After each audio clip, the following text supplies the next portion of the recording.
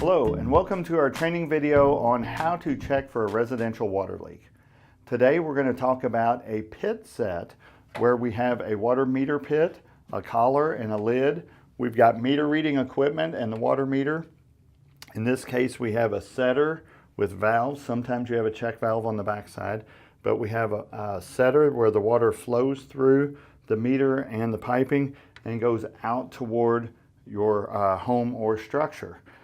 There are several different connections that can be found. In our case, most of them are what's called a union or a double purpose fitting that screws onto our water meter setter, and then any adapter that screws into that that goes toward the structure, any adapter or any service line that screws into this and goes toward the home is the customer's responsibility.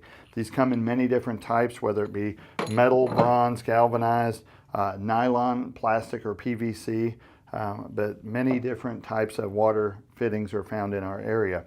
We do have several different types of water meters with registers that have leak indicators on them, as well as a digital readout, one that would have a plus sign if water is going through there. Also, you can watch to see if the numbers increase. That means there is water going through that water meter. An easy way to confirm the process of elimination of if there is water leaking into your home or before your home is to find the main shutoff in the structure. Shut that off, and if that is holding and water is still going through that meter, that means it is between the meter and that valve. And it could be somewhere here at the connection or up near the structure or somewhere in the service line. You also want to check that if that stops the flow and you open that valve and water starts running, it's inside the structure somewhere, and predominantly the issues are toilets. So you want to check and see if there's any toilets running. You can also do a dye test to put coloring, like food coloring, in the back tank of your toilet, and if any seeps down into the actual bowl, then you know that the flapper is bad or some of that plumbing in the toilet, so you can replace the flush valves. A lot of times the flush valve cost is less than the water and sewer that it's going to cost you from having a leaky toilet. So we recommend any leak needs to be fixed.